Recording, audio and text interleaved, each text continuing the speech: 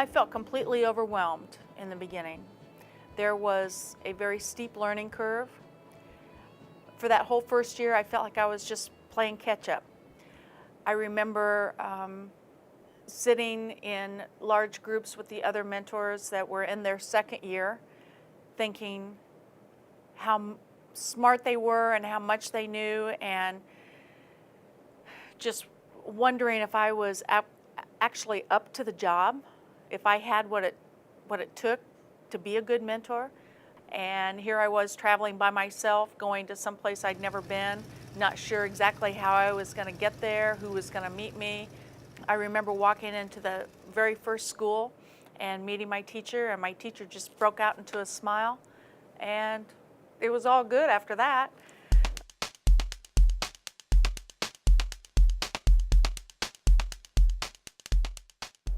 I think challenges sort of, again, run the gamut.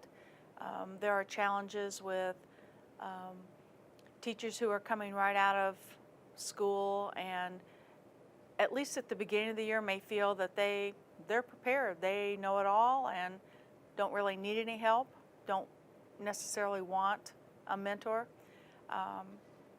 And it's really important, I think, in all situations, but in particularly those where you have a reluctant BT, to really work on establishing some kind of relationship with them and making it so that it's not work for the beginning teacher for you to be there.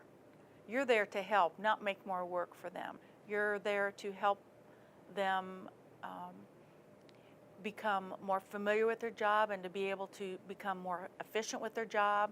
And the idea is that the student achievement will go right along with that.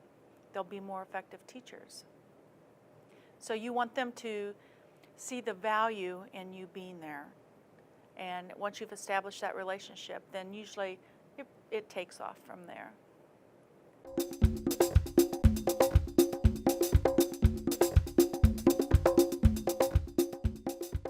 There aren't enough hours in the day to do everything that I would really like to do for my beginning teachers.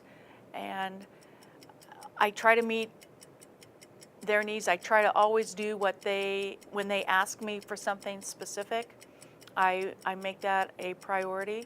I believe that our conversations surrounding their classroom practice are really important, and if it means staying up till 12 o'clock or 1 o'clock in the morning, then that's what I do, even knowing that I've got to get up at 6 o'clock the following morning to catch an early flight to the next village. You do what it takes to get the job done while you're there, because those face-to-face visits are very important. You know, they're priceless.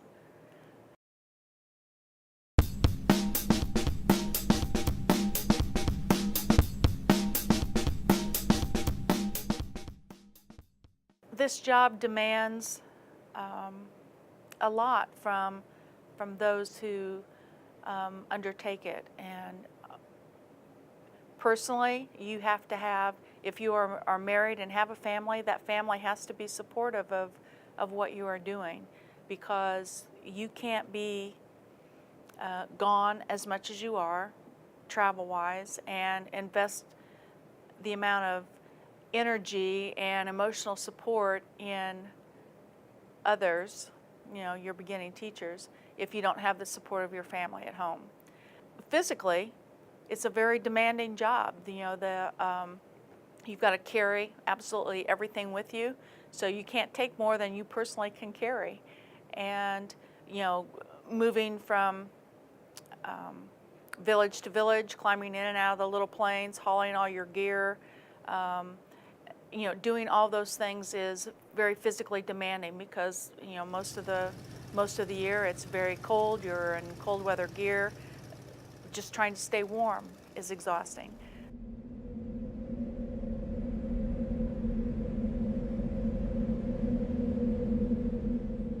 My first year, I was working in a village that was a 2-teacher school, and both teachers were new. It was right around January, so it was right after Christmas time, in the dead of the winter. they found one of their students frozen in the ice. And I got a phone call from one of the teachers, she was hysterical.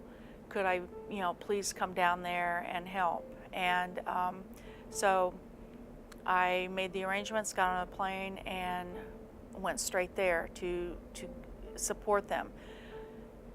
What ended up happening was just being a role model for how to handle situations like that, how to not only deal with the tragedy, but deal with the other students who were left in the school, and how to help them work within the community to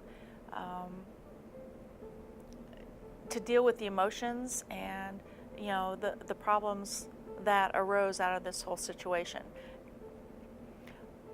I think that was a real turning point in my relationship with that teaching couple.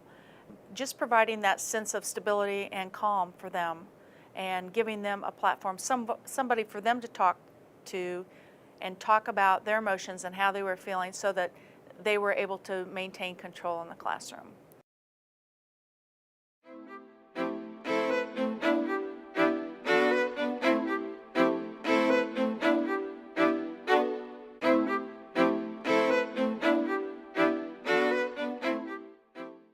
At the end of the first year, honestly, I didn't know whether I had really helped anybody in their classroom or not. You start to have all kinds of doubts and think that, I just felt like I'm not smart enough for this job. Yes, I was a good classroom teacher, but can I really help anybody else? And it was when I started getting feedback from my beginning teachers and what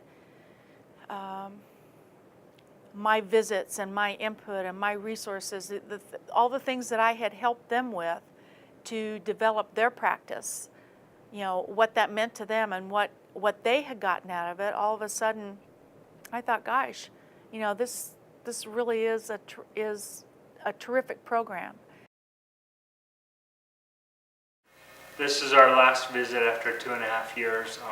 I'm losing Kathy as a mentor, but I have a lifelong friend, and that's probably more important than just that mentor. She'll always be there for me. By far, my strongest support was my mentor that the state had provided. She probably is the only reason that I'm still teaching this year. Where have all our mentors gone? We will miss them. Where have all our mentors gone? Their legacy lives on. Where have all our mentors gone? Gone to schoolyard, some of them. How much we all have learned. How much we all have learned.